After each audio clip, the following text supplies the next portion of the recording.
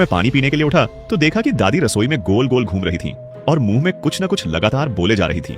मुझे लगा कि दादी नींद में चल रही हैं और मैं उन्हें पकड़ने ही वाला था कि तभी दादाजी ने अचानक मेरा मुंह दबा दिया। कुछ मत बोलो, वह तुम्हारी दादी नहीं है। रेफ्रिजरेटर के पीछे छुपकर मैंने ध्यान से देखा। सामने खड़ी वह बुजुर्ग महिला बिल्कुल मेरी दादी जैसी ही दिख रही थी। वही नाइट सूट और बतख के आकार वाली चप्पलें जो मैंने ही उन्हें खरीद कर दी थी, वह तो साफ तौर पर मेरी दादी ही थी। लेकिन दादाजी ने मेरी एक न सुनी और मुझे धीरे धीरे खींचकर रसोई से बाहर ले आए। आंगन में खड़े होकर दादाजी ने बंद रसोई के दरवाजे पर एक नजर डाली, मानो वह सहज महसूस न कर रहे हों। आगे से रात को कमरे से बाहर मत निकलना और बिल्कुल भी मत भटकना। मैं समझाने ही वाला था कि मैं तो बस पानी पीने निकला था, तभी बंद रसोई का दरवाजा अचानक खुल गया। तुम दोनों बाप बेटे रात के इस पहर आंगन में क्या कर रहे हो? दादी ने अपना सिर नीचे झुकाए हुए दरवाजे पर खड़े होकर पूछा। दादाजी हकबका गए और तुरंत शौचालय की तरफ इशारा किया। मैं साहिल को बाहर लाया था, इसे अंधेरे से डर लगता है ना? दादी ने अपना झुका हुआ सिर और नीचे कर लिया। तो जल्दी अंदर जाकर सो जाओ। दादाजी ने तुरंत हाँ में हाँ मिलाई और मेरा हाथ पकड़कर खींचने लगे। उनकी घबराहट में मेरे कदम भी लड़खड़ा गए और मैं गिरते गिरते बचा। दरवाजा बंद करने के बाद मैंने तुरंत दादाजी की बांह पकड़ ली। दादाजी, अभी आप तो कह रहे थे कि वह दादी नहीं है। दादाजी की आंखों में भयानक डर था और वह अपनी छाती थपथपा रहे थे। तुम अभी खिड़की से बाहर जाकर देखो, तुम्हारी दादी वहां है या नहीं। मुझे दादाजी की बात समझ तो नहीं आई, लेकिन फिर भी मैं चुपचाप खिड़की की तरफ बढ़ा।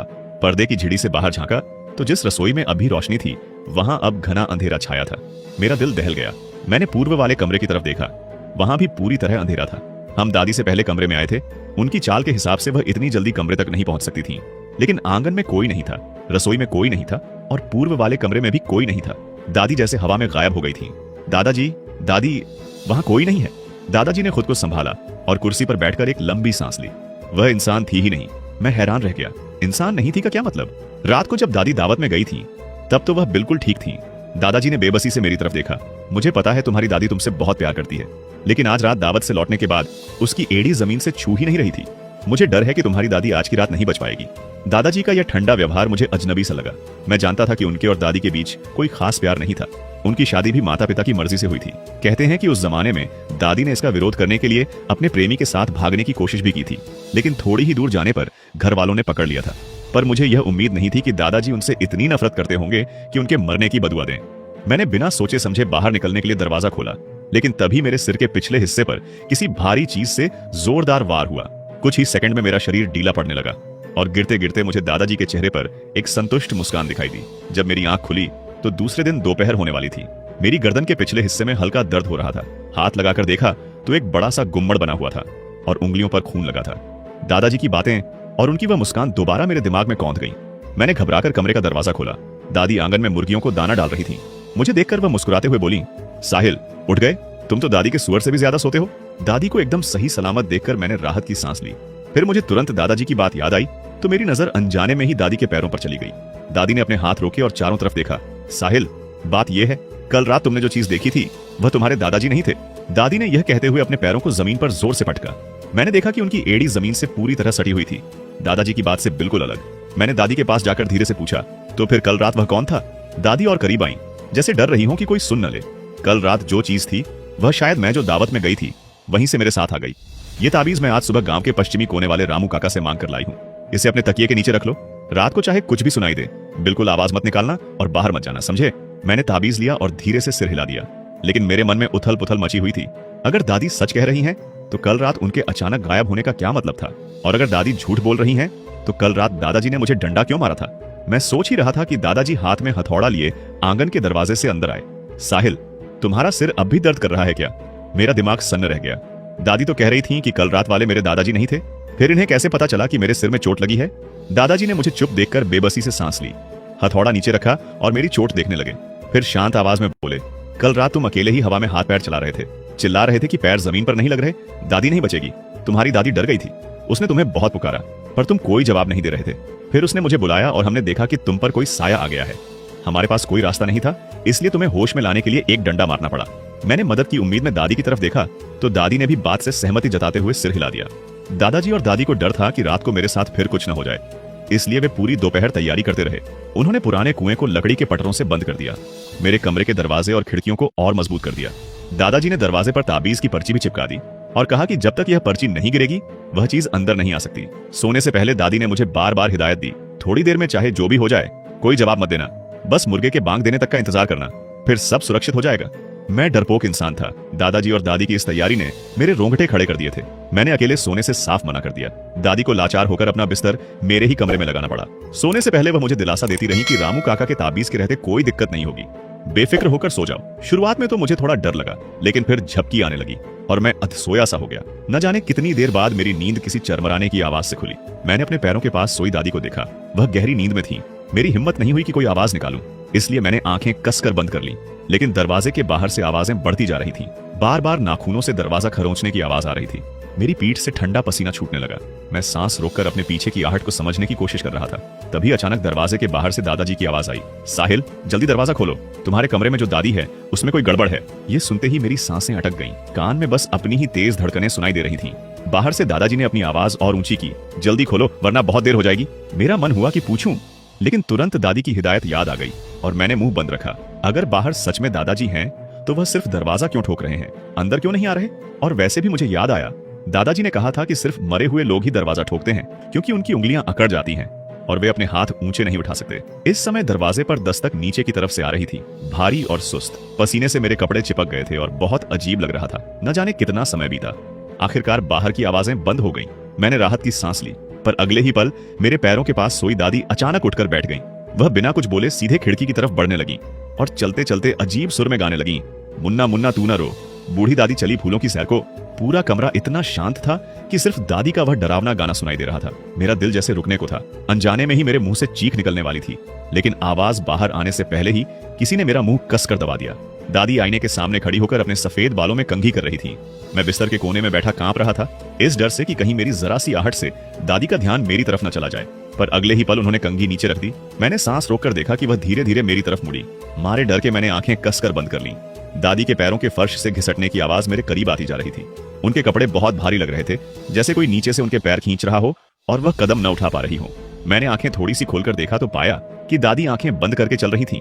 इतना ही नहीं, उनके चलने का तरीका भी बेहद अजीब था। पहले मुझे लगा कि वह मेरी तरफ आ रही है, लेकिन बिस्तर के पास आकर उनके होठों पर एक डरावनी मुस्कान आ गई। फिर उनका पूरा शरीर अचानक मुड़ा। मैं डर गया। वह दरवाजा खोलने जा रही थी। मेरे मन में घबराहट भर गई। मैंने तुरंत फोन निकाला। देखा तो रात के सिर्फ 2:30 बज रहे थे। मुर्गे के बांग देने में कम से कम 3 घंटे बाकी थे। दादी को यह दरवाजा किसी कीमत पर खोलने नहीं देना था, वरना हम दोनों मारे जाते। सब कुछ भूलकर मैंने कंबल उठाया और जोर से दादी के सिर पर फेंक दिया। सोचा था उन्हें खींचकर बिस्तर के पास ले आऊंगा, लेकिन आज रात दादी में गजब की ताकत थी। मैं लगभग उनके शरीर से लिपट गया था, फिर भी वह मुझे घसीटते हुए आगे बढ़ रही थी। दरवाजे को करीब आते देख मैंने एक हाथ से बिस्तर का कोना कसकर पकड़ा और दूसरे हाथ से दादी की सलवार का पाया खींच लिया। ऐसा लगा जैसे उन्हें होश आ गया हो। कंबल के अंदर से ही उन्होंने अपना सिर घुमाया और फिर से वही गाना गाने लगी, मुन्ना मुन्ना तू ना रो। बूढ़ी दादी चली फूलों की सैर को। दादी की आवाज कंबल के अंदर दबी हुई थी, लेकिन उसमें एक अजीब सी चुभन और पैनापन था। ऐसा लगा कि अगर मैंने अब हाथ न हटाया तो वह अगले ही पल मेरी गर्दन मरोड़ देंगी। मैं चिल्लाकर उन्हें जगाना चाहता था, लेकिन दादी ने पहले ही कहा था कि चाहे जो हो जाए कोई जवाब मत देना। क्या पता यह सब मेरा भ्रम हो, पर दादी मुझे सोचने का वक्त नहीं देना चाहती थी। कंबल के नीचे से उनके झुर्रीदार हाथ मेरी तरफ बढ़ने लगे। अपने बचाव में मैंने पास पड़ा एक भारी बर्तन उठाया और दे मारा। कंबल के अंदर से दादी की कराहने की आवाज आई। उनका शरीर हवा में थोड़ा डगमगाया और वह बिस्तर की तरफ गिर गईं। मैंने घबराकर गिरती हुई दादी को थाम लिया, उन्हें बिस्तर पर लिटाया और मोबाइल की रोशनी में चोट देखने लगा। उनका चेहरा पीला पड़ा हुआ था और आंखें कसकर बंद थीं। अच्छी बात यह थी कि खून नहीं निकल रहा था। मैंने लंबी सांस ली। दादी के बेहोश होते ही खिड़की पर फिर से खरोंचने की आवाजें शुरू हो गईं। मेरी हिम्मत न तो लाइट जलाने की थी और न ही तेज बोलने की। बाहर खड़ा इंसान जैसे मुझे तड़पा रहा था।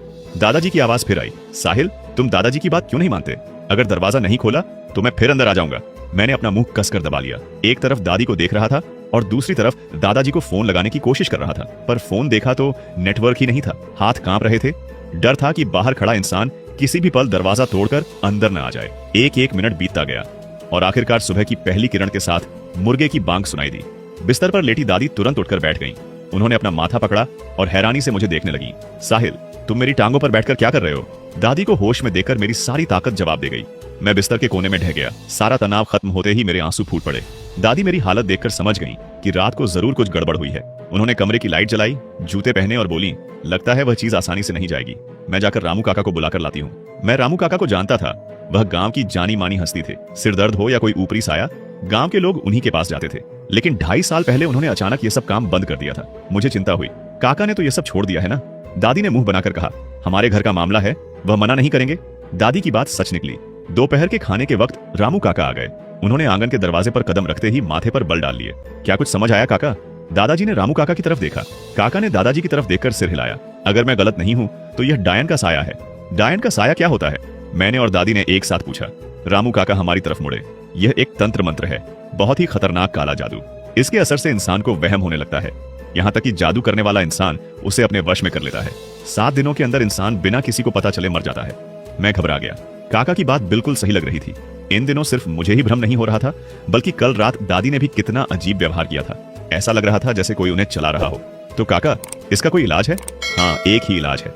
जादू करने वाले को ढूंढो और उसकी उंगली के खून की बूंदों को कलेजे के खून के साथ मिलाकर पियो। काका ने इतना कहकर दादी की तरफ देखा। इसलिए सबसे पहले यह सोचो कि तुम्हारी दुश्मनी किससे है। दादी ने गुस्से में मेज पर हाथ मारा। किसकी इतनी हिम्मत हो गई जो मुझ पर जादू करे? पता चल जाए तो मैं उसे छोड़ूंगी नहीं। दादाजी एक तरफ चुपचाप बैठे थे। उनका चेहरा बीड़ी के धुएं के पीछे छुपा था, जैसे कुछ सोच रहे हो। रामू काका का शरीर थोड़ा हिला। तब मैंने ध्यान दिया कि उनका एक पैर ठीक नहीं था। मैंने तुरंत उनके लिए कुर्सी लगाई। वह मुझे देखकर मुस्कुराए और बैठ गए। दादी रसोई से बाहर आई और माहौल को हल्का करते हुए बोली, चलो चलो पहले खाना खा लो, पेट भरा रहेगा तभी तो इस मुसीबत से लड़ पाएंगे। दादाजी अपनी जगह से नहीं हिले। मैं काका को संभालकर मेज तक लाया। बैठते ही दादाजी भड़क उठे। जरूर उस रमेश ने ही कुछ खुरापात की होगी। मैं और दादी हैरान रह गए। दादाजी का यह अंदाजा गलत भी नहीं था। हमारे परिवार की गांव में किसी से कोई दुश्मनी नहीं थी, सिवाय रमेश के परिवार के। हालांकि यह बात दादी के जवानी में घर से भागने से जुड़ी हुई थी और इतने सालों में किसी ने इस पुरानी बात को नहीं उकेरा था। रमेश का नाम सुनते ही दादी का चेहरा उतर गया। आखिर 2 दिन पहले ही तो वह उसके घर दावत में गई थी। दादाजी का गुस्सा बढ़ता गया। वह रमेश से लड़ने जाने लगे। दादी ने तुरंत दादाजी की बांह पकड़ ली। सुनो, तुम कहीं नहीं जाओगे। अगर तुम मुझे अपनी पत्नी मानते हो तो तुम उसके घर नहीं जाओगे। दादाजी की आंखें लाल हो गईं। वह गुस्से में दांत पीसकर बोले, आज भी तुम उसी का पक्ष लोगी? लिली, तुम समझ क्यों नहीं रही हो? वह हमारी जान लेने पर तुला है और तुम उस बेवफा का बचाव कर रही हो। मैंने दादी को कभी रोते नहीं देखा था, लेकिन आज वह फूट फूट कर रो पड़ी। मैंने पूरी जिंदगी तुम्हारे साथ बिताई है, तुम मुझे नहीं पहचानते? तुम ऐसी बात करके मेरा दिल दुखा रहे हो। मैं तुम्हें जाने से इसलिए रोक रही हूँ क्योंकि तुम जानते हो रमेश कैसा आदमी है। वह कुछ भी कर सकता है। उसकी माँ का अभी अभी देहांत हुआ है। तुम इस वक्त उससे लड़ने जाओगे तो अपनी जान जोखिम में डालोगे। रामू काका ने दोनों को शांत कराते हुए कहा, भाई भाभी सही कह रही हैं। तुम थोड़ा ठंडे दिमाग से काम लो। खाना तनाव के बीच खत्म हुआ। दादाजी रमेश के घर नहीं गए। आज इस काले जादू का दूसरा दिन था, यानी हमारे पास असली गुनहगार को ढूंढने के लिए सिर्फ 5 दिन बचे थे। बचाव के लिए रामू काका ने घर में कुछ और ताबीज चिपका दिए और आंगन में एक सुरक्षा घेरा बना दिया। जाते जाते काका ने हिदायत दी, यह घेरा बाहर के असर को रोकेगा, इसलिए शाम ढलने के बाद आंगन में मत निकलना। दादी ने बात मानने का वादा किया और काका को बाहर तक छोड़ आई। दादाजी गुस्से में दादी को देखते रहे और मेज पर तंबाकू कूटते रहे। काका के जाने के बाद दादी के चेहरे से भी हंसी गायब हो गई। पूरी दोपहर दादाजी कमरे में बंद रहे। रात के खाने के समय भी वह बाहर नहीं निकले। दादी ने 2 बार आवाज दी पर दादाजी ने कोई जवाब नहीं दिया। साहिल, चल हम खाते हैं, उस बूढ़े को रहने दे। दादी ने दादाजी के कमरे के दरवाजे की तरफ देखकर जानबूझकर जोर से कहा। आमतौर पर जब भी दादाजी और दादी में अनबन होती थी तो दादी के बुलाने पर दादाजी मान जाते थे, लेकिन इस बार दादाजी सच में बहुत ज्यादा रूठ गए थे।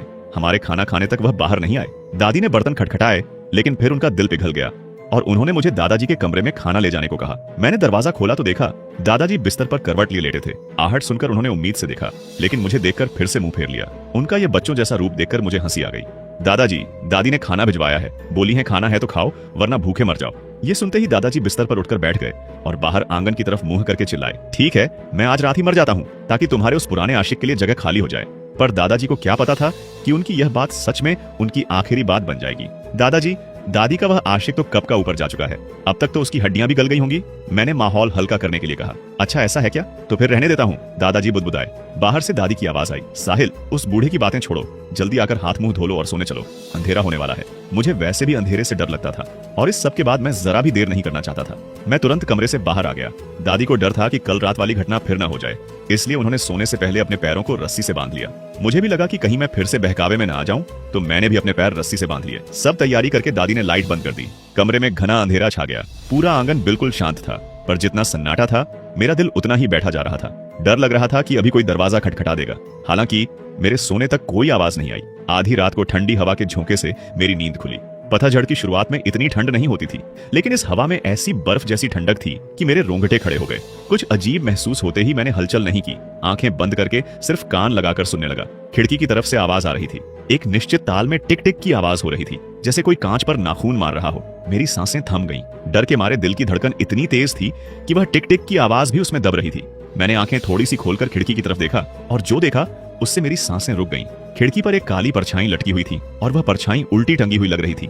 वह टिक टिक की आवाज हवा से हिलते हुए उस परछाई के हाथ की थी जो बार बार कांच से टकरा रहा था। रामू काका ने तो कहा था कि वह चीज आंगन में नहीं आ सकती, फिर यह यहाँ कैसे आ गई? मैंने कंबल कसकर पकड़ा और अपना सिर अंदर छुपा लिया। शायद ऑक्सीजन की कमी से या फिर बहुत ज्यादा डर के मारे मैं दोबारा सो गया या बेहोश हो गया। अगली सुबह दादी की चीख से मेरी आंख खुली। दादी की चीख सुनते ही मैं बदहवास सा बाहर भागा। देखा तो दादी खिड़की के नीचे घुटनों के बल बैठी फूट फूट कर रो रही थी। मैंने उनकी नजर की दिशा में ऊपर देखा, सामने सब कुछ लाल था। खिड़की के फ्रेम से दादाजी का लाल पड़ा हुआ चेहरा नीचे लटक रहा था। मैं जमीन पर गिर पड़ा। चीखना चाहता था लेकिन गले से आवाज ही नहीं निकल रही थी। दादाजी की आंखें खून से लाल थीं, जैसे अभी बाहर निकल आएंगी। कल रात की उस काली परछाई को याद करके मेरा पूरा शरीर कांपने लगा। क्या कल रात दादाजी पूरी रात खिड़की पर उल्टे लटके रहे? पेट में मरोड़ उठी और जो कुछ खाया था सब बाहर आ गया। मुझे बहुत तेज पछतावा होने लगा। अगर कल रात मैंने थोड़ी हिम्मत दिखाई होती तो शायद दादाजी आज जिंदा होते। आंखें आंसुओं से भर गईं। मैं अपनी छाती पीट पीट कर रोने लगा। मेरी गलती है दादाजी, ये सब मेरी वजह से हुआ, मुझे माफ कर दो। ये सुनकर दादी ने रोना बंद किया और हैरानी से मेरी तरफ देखा। वह बहुत ज्यादा सदमे में लग रही थी। उनका शरीर कांप रहा था। साहिल, तुम ये क्या कह रहे हो? तुम्हारे दादाजी की मौत से तुम्हारा क्या लेना देना? मैंने कल रात की उस परछाई वाली बात दादी को बताई। उन्होंने सुनने के बाद अजीब से शांत भाव से मेरे सिर पर हाथ फेरा और कहा कि इसमें मेरी कोई गलती नहीं है। लेकिन जब वह रामू काका को फोन करने के लिए मुड़ी तो मुझे लगा जैसे दादी के चेहरे पर एक हल्की सी मुस्कान थी। इस एहसास ने मेरे रोंगटे खड़े कर दिए। रामू काका के आने तक मैं इसी सोच में डूबा रहा। काका और दादी ने मिलकर दादाजी के शव को नीचे उतारा। रामू काका ने कहा कि दादाजी की मौत सामान्य नहीं है। उन्होंने पूछा कि कल रात अंधेरा होने के बाद क्या दादाजी घर से बाहर गए थे, पर मैं और दादी तो जल्दी सो गए थे। हमें नहीं पता था कि दादाजी ने बाद में क्या किया। रामू काका ने आंगन का मुआयना किया तो पाया कि दादाजी के कमरे के कोने में रखा भारी पत्थर अपनी जगह से हटा हुआ था। क्योंकि दादाजी की मौत बहुत अजीब तरीके से हुई थी, इसलिए पुलिस को बुलाना सही नहीं समझा गया। दादी ने फैसला लिया और बात को यहीं दबा दिया। वह मुझे लेकर पड़ोसियों को खबर देने गई। गांव वालों ने जब सुना कि दादाजी नहीं रहे तो सबकी आंखों में हमदर्दी आ गई। मुझे पता था कि लोग हमारे परिवार को बेचारा समझते हैं। आखिर जब मैं 5 साल का था तब मेरे माता पिता की एक कार हादसे में मौत हो गई थी। अब दादाजी भी चले गए तो घर में सिर्फ मैं और दादी ही बचे थे। इसी वजह से दादाजी के अंतिम संस्कार के दिन बहुत से पड़ोसी मदद के लिए आए। सब कुछ ठीक चल रहा था। अर्थी उठाने ही वाले थे कि तभी रमेश अपने कुछ आदमियों के साथ वहां आ धमका। उसने आंगन के दरवाजे पर लात मारी। इस बूढ़े की अर्थी यहीं रोक दो। उसके आदमी हाथ में लोहे की छड़ें लिए मैयत की तरफ बढ़े। दादी ने यह देखा तो तुरंत दादाजी की देह पर ढह गई और चिल्लाई, रमेश, तुम पागल हो गए हो क्या? अगर हमारे परिवारों में पुरानी दुश्मनी थी भी तो वह बड़े बूढ़ों की थी। तुम इस तरह किसी मरे हुए इंसान का अपमान कैसे कर सकते हो? लीली, रमेश गिर जा। मैंने अपनी माँ के कहने पर तुम लोगों को हमेशा बर्दाश्त किया। ये बूढ़ा पीठ पीछे मुझे जो भी बकता था, मैंने कभी तुम्हारे घर पर एक पत्थर तक नहीं फेंका। तुम कह रही हो कि मैं मर्यादा तोड़ रहा हूँ? जरा अपने इस मरे हुए पति से पूछो कि इसने कल रात क्या किया। हम सब सन्न रह गए। दादी भी हैरान होकर बोली, इन्होंने क्या किया? कल रात जब मैं शौचालय के लिए उठा तो मैंने इस बूढ़े को अपने घर के पिछले आंगन से चुपके से निकलते देखा और आज सुबह मेरी पत्नी को सपने में मेरे स्वर्गीय पिता दिखे जो ठंड से कांप रहे थे। मुझे अजीब लगा तो मैं अपने पिता की कब्र पर गया। जानते हो वहां मैंने क्या देखा? रमेश गुस्से से कांप रहा था। उसने हाथ की लाठी मेज पर दे मारी। किसी की कब्र के साथ छेड़छाड़ करना बहुत नीच काम माना जाता था और जब किसी ने दादाजी को खुद वहां से निकलते देखा था तो बात साफ हो चुकी थी। अब किसी में कुछ बोलने की हिम्मत नहीं थी। दादी की भी हिम्मत टूट गई। रमेश, मेरी खातिर इसे माफ कर दो। इसने जो भी नुकसान किया है मैं खुद जाकर ठीक कर दूंगी। अब तो वह मर चुका है, उसे सजा देकर भी क्या मिलेगा? अगर तुम्हारा गुस्सा शांत नहीं हो रहा तो मुझे मार लो, मैं कुछ नहीं कहूंगी। रमेश ने शायद उम्मीद नहीं की थी कि दादी इतने हाथ जोड़ेगी। दादी का स्वभाव हमेशा से स्वाभिमानी रहा था, जो उनके जवानी में भागने वाले फैसले से भी दिखता था। आखिरकार रमेश शांत हुआ और अपने आदमियों के साथ चला गया। गांव वालों ने दादाजी की देह उठाई और उन्हें सुपुर्दे खाक कर दिया। न जाने ये मेरा वहम था या सच, लेकिन जब दादाजी पर मिट्टी डाली जा रही थी तो मुझे लगा जैसे दादी ने एक गहरी राहत की सांस ली हो। उनके चेहरे पर एक अजीब सा इत्मीनान था। 3 दिन बीत गए। काले जादू के असर का समय खत्म होने में अब कुछ ही दिन बचे थे, लेकिन मेरे और दादी के पास कोई रास्ता नहीं था। यहाँ तक कि दादाजी की मौत भी एक रहस्य बनकर रह गई थी। दादी के पास इन बातों को सोचने का वक्त नहीं था। सबसे जरूरी था कि रमेश के माता पिता की कब्र की मरम्मत कराई जाए, वरना जादू का असर होने से पहले ही रमेश हमें मार डालता। जब दादी मजदूर ढूंढ रही थी तभी सफेद बालों वाला एक अनजान बूढ़ा आदमी हमारे दरवाजे पर आया। बेटा, क्या तुम्हारे घर में कोई और मरने वाला है? मैंने चौंक कर देखा। घर पर अभी भी सफेद कपड़े बंधे हुए थे। आपको दिख नहीं रहा क्या कि अभी अभी एक मौत हुई है? लेकिन उस बूढ़े आदमी ने धीरे से सिर हिलाया। नहीं नहीं, अभी तो सिर्फ एक ही गया है, एक और इंसान का मरना अभी बाकी है। तो दोस्तों, यहीं पर हमारी आज की कहानी खत्म होती है।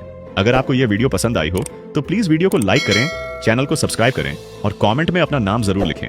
आपका एक सब्सक्राइब हमें बहुत खुशी देता है और ऐसी ही नई नई कहानियां बनाने की हिम्मत भी। इस वीडियो को अपने दोस्तों के साथ भी शेयर कर दीजिए ताकि वे भी इस कहानी का मजा ले सकें। और हाँ दोस्तों, वीडियो को हाइप करना बिल्कुल मत भूलिए। तो मिलते हैं अगली शानदार और रहस्यमयी कहानी में। तब तक के लिए अपना ख्याल रखिए। Bye bye.